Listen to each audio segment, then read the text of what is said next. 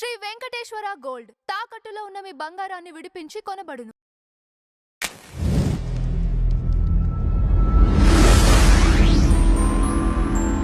నమస్కారం శ్యాంప్రసాద్ గారు. నమస్తే అండి. నారా లోకేష్ గారు ఆత్మీయ సమ్మేళనం అని ఎమ్మెల్యేలతో ఒకటి కార్యక్రమం పెడుతున్నారు.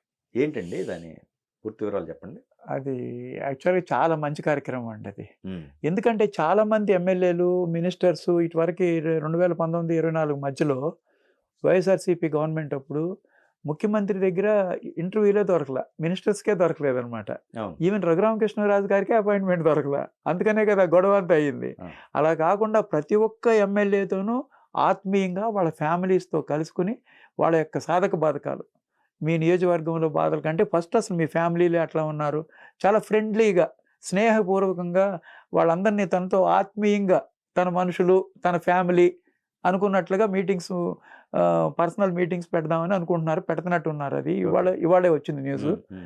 ఒక్కొక్క రోజు 5-6 ఎమ్మెల్యేలు 10 మంది ఎమ్మెల్యేలు టైంని బట్టి డిపెండ్స్ అపాన్ టైం కలుస్తారు. కలిసినప్పుడు వాళ్ళ ఫ్యామిలీ పిల్లలు అందరూ వచ్చారనుకోండి, చక్కగా మీ నియోజకవర్గం ఎలా ఉంది, ఇప్పుడు వరకు మన గవర్నమెంట్ నుంచి వెళ్తున్న కార్యక్రమాలన్నీ సరిగ్గా వెళ్తున్నాయా, మీకు ఏమైనా కంప్లైంట్స్ వస్తున్నాయా, లేకపోతే మీరు అసెంబ్లీలో మాట్లాడాల్సిన విషయాలు ఎట్లా మాట్లాడాలి, అసెంబ్లీ ఒక మెంటార్గా, ఒక ఫ్రెండ్గా, ఒక పార్టీకి జనరల్ సెక్రటరీగా ఎంతో అతను తీసుకొచ్చిన ఇండస్ట్రీస్ అతని యొక్క పెర్ఫార్మెన్స్ని చెబుతున్నాయి. ఎన్ని ఇండస్ట్రీస్ తీసుకొచ్చారు, సామాన్యమైన విషయమా? టీసీఎస్ తీసుకురావటం, కాగ్నిజెంట్ తీసుకురావటం సామాన్యమైన విషయమా? ఏదో కంపెనీ వచ్చేసింది తీసుకొచ్చే ఉన్న మాటలు చెప్పినట్టుగా ఉండవు. టీసీఎస్ వాడు ఒక కంపెనీ వచ్చి నేను వైజాగ్లో పెట్టాలంటే అక్కడ ఏముంది, ఇన్ఫ్రాస్ట్రక్చర్ లేదు. వైజాగ్ విమానాశ్రయం సరైనది లేదు. గూగుల్ కావచ్చు, ఇప్పుడు ఇంటర్నేషనల్ ఎయిర్పోర్ట్ ఉంది కాబట్టి 6 నెలల్లో ఇంటర్నేషనల్ ఎయిర్పోర్ట్ ఓపెన్ చేయబోతున్నారు కాబట్టి వాళ్ళ కంపెనీలన్నీ వస్తున్నాయి అనమాట. వాళ్ళకి కన్వీనియన్స్ కావాలి, ఎయిర్పోర్ట్ ఇంపార్టెంట్ అనమాట ఈ ఇంటర్నేషనల్ కంపెనీస్. ఇప్పుడు టీసీఎస్ వాళ్ళకి కానీ కాగ్నిజెంట్కి కానీ 99 పైసలకి ఇచ్చాడు ఆయన. ఎందుకు ఇచ్చారు? ఆ ల్యాండ్ ఖాళీగా ఉంటే ఏమైనా ఉపయోగం ఉందా? ఆ ల్యాండ్ ఖాళీగానే ఉంటుంది, ఎవ్వరు ఏం పెట్టరు, గవర్నమెంట్ ల్యాండ్ అది. ఎవరు ఏం పెట్టకుండా ఇంత కాస్ట్లీ ల్యాండ్ ఇచ్చారు, 100 కోట్లు ఇచ్చారు, 200 కోట్లు కామెంట్ చేయడం చాలా ఈజీ. ఒక టీసీఎస్ వస్తామంటే 1,00,000 కోట్ల కింద లెక్క అది. 99 పైసలకి ఇవ్వటం కాదు అసలు, అది ఏదో నామినల్గా ఇవ్వాలి కాబట్టి అలా 99 పైసలు పెట్టారు. టీసీఎస్ వస్తాం వల్ల ఎంత ఎక్కువ సిస్టమ్ వస్తుంది. టీసీఎస్ లాంటి దిగ్గజం వచ్చినప్పుడు మిగతా చిన్న చిన్న సాఫ్ట్వేర్ కంపెనీలు వందలాది వస్తాయి. అట్లాగే కాగ్నిజెంట్ రెండింటికి 20 ఎకరాలు ఇచ్చారు. మరి కాగ్నిజెంట్ 1,500 కోట్లు పెట్టుబడి పెడుతుంది, దగ్గర 8,000 మంది ఎంప్లాయీస్ వస్తారు. అట్లాగే 12,000 మంది ఎంప్లాయీస్ టీసీఎస్కి వస్తారు. మన కాగ్నిజెంట్ ఇనాగ్రేషన్ మీటింగ్లో కూడా టెంపరీగా మొదలుపెట్టేశారు, వర్క్ కూడా మొదలుపెట్టేశారు. బిల్డింగ్స్ పర్మనెంట్ 1 year పడతాయి. ఈ రెండింటికి కూడా టెంపరీగా బిల్డింగ్స్లో చేసేస్తున్నారు. ఆ ఓపెనింగ్ మీటింగ్లో కూడా చైర్మన్ చెప్పాడు, వీళ్ళు అడిగారు 25,000 కావాలి, మాకు 8,000 కాదు, ఎంప్లాయీస్ 25,000 మంది ఎంప్లాయీస్ని మీకు తీసుకునేటట్టుగా కెపాసిటీ పెంచుకోండి అని చెప్పి ఆ మీటింగ్లో చెప్పాడు. తప్పనిసరిగా 25,000 మందిని తీసుకుంటా అన్నారు. టీసీఎస్లో 12,000 మంది ఉన్నారు. ఇంతమంది ఎంప్లాయీస్కి ఎకో సిస్టమ్ వచ్చినప్పుడు ఎంత లక్ష మందికి సదుపాయాలు కల్పిస్తుంది సిటీ. అప్పుడు రోడ్స్ కానీ, వాళ్ళకి కావాల్సిన నీడ్స్ కానీ, స్కూల్స్ కానీ, హాస్పిటల్స్ కానీ అవి డెవలప్ అయిపోతాయి. ప్రతి ఒక్కడికి కొత్త వాళ్ళు వచ్చారంటే, కొత్త యూత్ వచ్చిందంటే వాళ్ళ నీడ్స్ అన్నీ ఉంటాయి. వాళ్ళకి కారు కావాలి, లేకపోతే మోటార్ సైకిల్ కావాలి, వాడికి ప్రొవిజన్స్ కావాలి, ఒక మాల్స్ వస్తాయి, వాడికి ఎంటర్టైన్మెంట్ కావాలి, సినిమా థియేటర్స్ వస్తాయి, ఆ ఎకో సిస్టమ్ అంతా వస్తుంది. దానికి సంబంధించిన యాన్సరైతే యూనిట్స్ అన్నీ వస్తాయి. అలాగే గూగుల్ డేటా అద్భుతమైన 1,30,000 కోట్లు. That is the biggest FDI in India.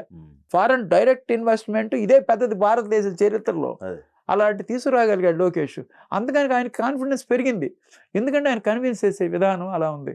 మేము అన్ని సదుపాయాలు ఇస్తాము, మీరు రండి, ఇక్కడ పెడితే చాలు. ఎందుకంటే ఎవరు రాపోయినప్పుడు మనం ఏం చేస్తాం?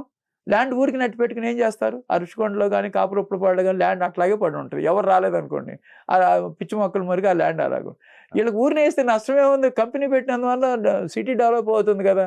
అదేను ఇంటర్నేషనల్గా బాగా ఫేమస్గా ఎస్టాబ్లిష్డ్ కంపెనీస్కే ఇస్తున్నారు, అన్నిటికీ ఇవ్వట్లేదు. దేనికి పడితే దాని ఇన్ఫోసిస్కి, యాక్సెంచర్కి కూడా ఇవ్వబోతున్నారు.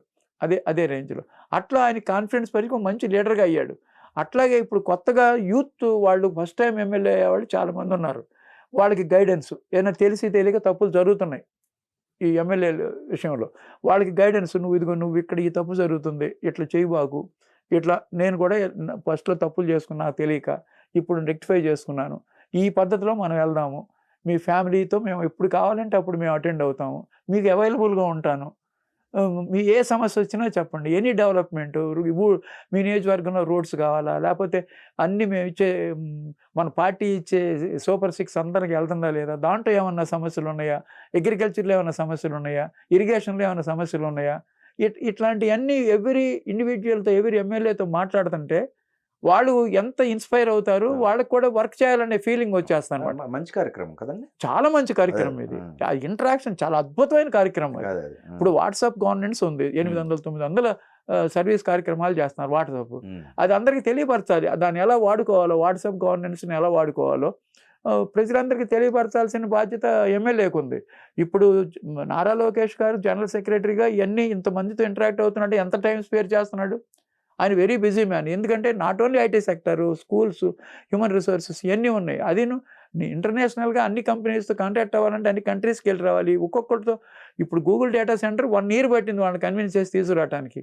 ఒక్కొక్కరికి ఎంత డిస్కషన్ జరుగుతుంటే ఎంత వస్తుంది, 1,30,000 కోట్లు అంటే చిన్న అమౌంట్, 5 పైసలు కూడా బెటరు.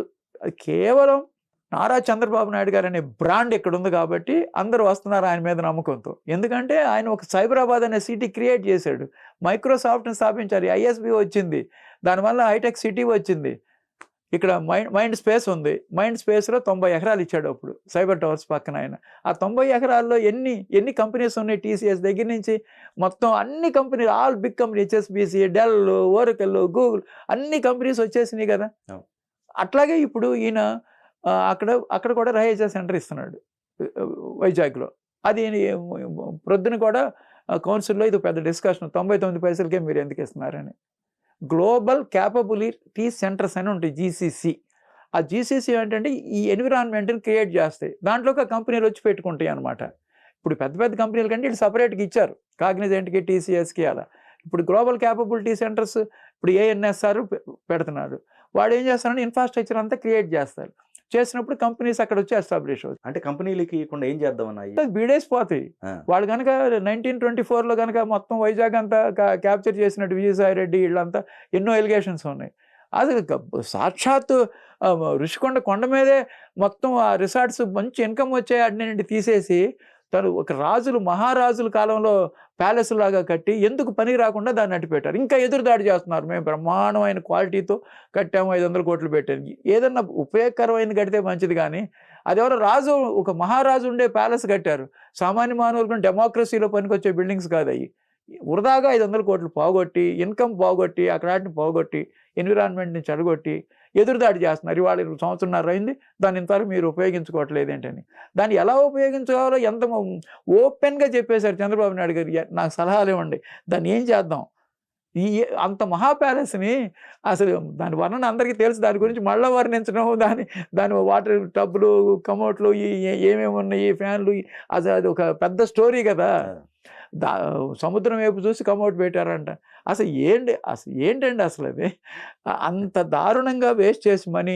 తను కనుక 30 ఏళ్ళు పరిపాలనలో ఉంటాననుకుని ఈ మహారాజ్ ప్యాలెస్లో నేను కూర్చోవాలని తన కోసం కట్టిన.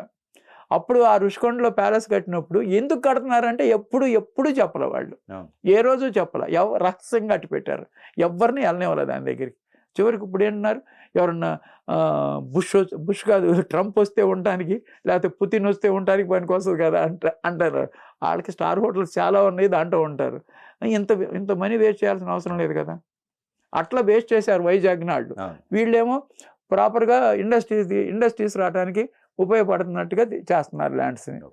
ఇలాంటి ఆత్మీయ సమావేశాలు పెట్టడం వల్ల లోకేష్ గారు టైము 24 గంటలు చాలదు ఆయనకి. ఎందుకంటే 164 మంది ఎమ్మెల్యేలు ప్లస్ మిగతా అట్లా ఇన్ఛార్జీలు ఉంటారు కదా, వాళ్ళకు కూడా గైడెన్స్ ఇవ్వాలి. కాకపోతే కొంతమంది బీజేపీ ఎమ్మెల్యేలు, కొంతమంది జనసేన ఎమ్మెల్యేలు ఉంటారు కాబట్టి వాళ్ళ పార్టీ వాళ్ళు చూసుకుంటారు. మనకి తెలుగుదేశానికి 134 136 ఉన్నాయి ఎమ్మెల్యేలు. ఈ 136 ఎమ్మెల్యేలతో డైరెక్ట్ ఇంటరాక్షన్ వస్తుంది కాబట్టి సమస్యలు ఆయనకి తెలుస్తాయి. ఆయన యొక్క మనోభావాలు, ఎమ్మెల్యేల మనోభావాలు ఎలా ఉన్నాయో, ప్లస్ ఎంపీలతో కూడా ఇంటరాక్ట్ అవ్వటం మంచిదనమాట. అంటే ఎంపీలు కొంచెం సీనియర్ మోస్ట్ చంద్రబాబు నాయుడు గారు ఇంటరాక్ట్ అయితే బాగుంటుంది అనమాట. లోకేష్ గారు ఎమ్మెల్యేలు, ఎమ్మెల్సీలు ఎటు ఆయన కౌన్సిల్లో ఇటువరకు చేశాడు, ఎటు మినిస్టర్ కాబట్టి ఎమ్మెల్సీలు అందరితోనూ ఆయన డైరెక్ట్ టచ్ ఉంటుంది, రోజు కలుస్తారు కాబట్టి అసెంబ్లీస్ ఉన్నప్పుడు బాగుంటుంది. ఇలాంటి మంచి కార్యక్రమాన్ని ఎన్నుకున్నందుకు మనం లోకేష్ గారిని అభినందించవచ్చు.